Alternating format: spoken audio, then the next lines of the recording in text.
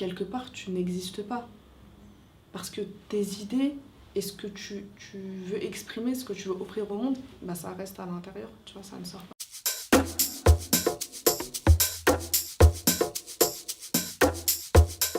Je m'appelle Sarah El Attar et je suis consultante coach en communication en organisation et je suis d'origine marocaine. Bah, mon rapport à mes cultures, je veux dire, ma culture française et ma culture marocaine, du coup, je pense que c'est construit dans le temps. Parce que on est dans un pays où certaines personnes n'acceptent pas, tu vois, qu'on soit des Français à part entière. Donc je pense que ça m'a demandé un certain temps, tu vois, de réaliser que je suis française, n'en déplaise à quiconque. Et je suis vraiment très attachée à cette double culture. Je vais souvent au Maroc, je connais très bien la culture marocaine, je parle ma langue d'origine et je trouve que c'est une richesse finalement. Parce que tu vois, on parle de culture, j'irai même plus loin. Tu vois, le fait d'avoir grandi en banlieue, pour moi, ça aussi, c'est une culture en réalité. Parce qu'aujourd'hui, j'ai une culture française qui est diverse et variée. Tu vois, j'ai ma culture urbaine du fait que j'ai grandi en banlieue. Et puis, j'ai une autre culture, tu vois, parce que j'ai côtoyé d'autres milieux que la banlieue, d'autres personnes. Pour moi, c'est quelque chose dont tu t'enrichis, en fait, finalement. Et bien qu'on ne l'ait pas toujours, que je ne l'ai pas toujours ressenti comme ça, parce que quand j'étais plus jeune, parfois on te renvoie à ta culture de manière péjorative. Ben, tu vois, je suis contente d'avoir cheminé, d'avoir déconstruit des choses qui font qu'aujourd'hui, je me considère pleinement française et marocaine et je suis fière et riche de ma culture française et de ma culture marocaine, tu vois. Je trouve que c'est super important, tu vois, de savoir tu vois, c'est ce qu'on dit, savoir d'où tu viens pour savoir où tu vas. En fait, quand tu n'assumes pas tes origines, ta culture et que t'es pas à l'aise avec ça, en réalité, ça t'impacte dans toutes les sphères de ta vie. Et en fait, si tu n'es pas calé sur ce qui se passe, sur ce qui s'est passé, tu n'as pas les bons arguments pour te défendre. Et avant de te défendre, tu n'as pas les outils pour être à l'aise avec toi-même, en fait. Parce que ce que tu reçois, ça construit des choses, tu vois, dans ton inconscient, même dans ta conscience. Et ces choses-là, t'en as une bonne partie que tu vas déconstruire. Faut savoir que t'as des personnes qui sont violentes parce qu'elles ont des choses à l'intérieur qu'elles n'arrivent pas à sortir. Quelque part, tu n'existes pas. Parce que tes idées et ce que tu veux exprimer, ce que tu veux offrir au monde, bah ça reste à l'intérieur, tu vois, ça ne sort pas. C'est dans ce sens-là que je le dis. En fait, parfois pour certains parents, c'est difficile à comprendre, à accepter. Parce que eux ont tellement été baignés dans ça, dans le c'est déjà bien d'avoir ça, estime-toi heureux, ne fais pas de vagues.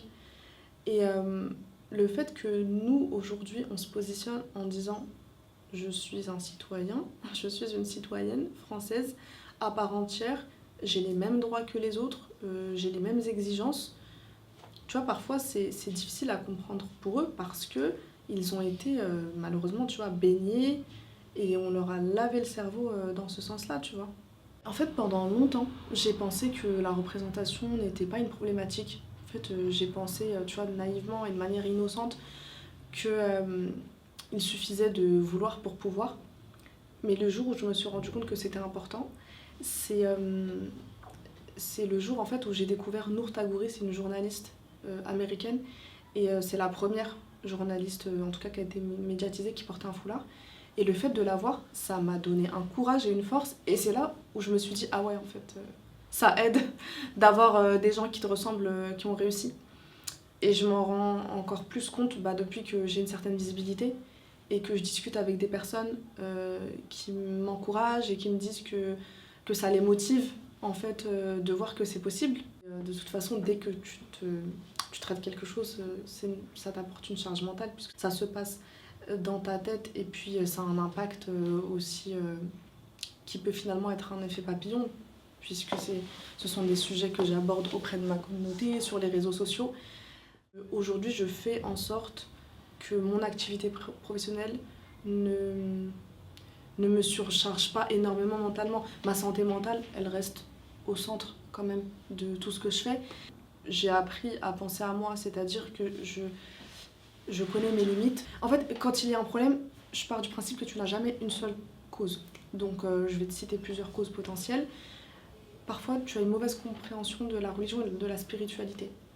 Tu as des personnes qui vont te dire non mais moi je ne vais pas chez le psychologue, je vais demander à Dieu de me guérir. Mais dans ces cas-là, ne va pas travailler et demande à Dieu de te verser ton argent ou de te donner ton pain. Dans ma culture en tout cas, je pense que c'est tabou parce que tu as aussi ce truc-là de le linge sale se lave en famille. On ne dévoile pas nos problèmes. C'est une faiblesse, tu as beaucoup... tu vois, le fait de sauver les apparences, de devoir montrer que ça va bien. Du coup, c'est tellement... souvent c'est tellement ancré que parfois quand tu échanges avec des personnes qui veulent se faire accompagner, elles culpabilisent même au moment où elles te racontent leurs problèmes. C'est-à-dire qu'elles te disent il y a telle personne dans mon entourage qui est toxique, mais quand je dis ça, j'ai l'impression que c'est pas bien parce que je me dis que c'est mauvais côté, je ne dis pas ses qualités. Personne n'est censé être dispensé d'aller voir un psychologue.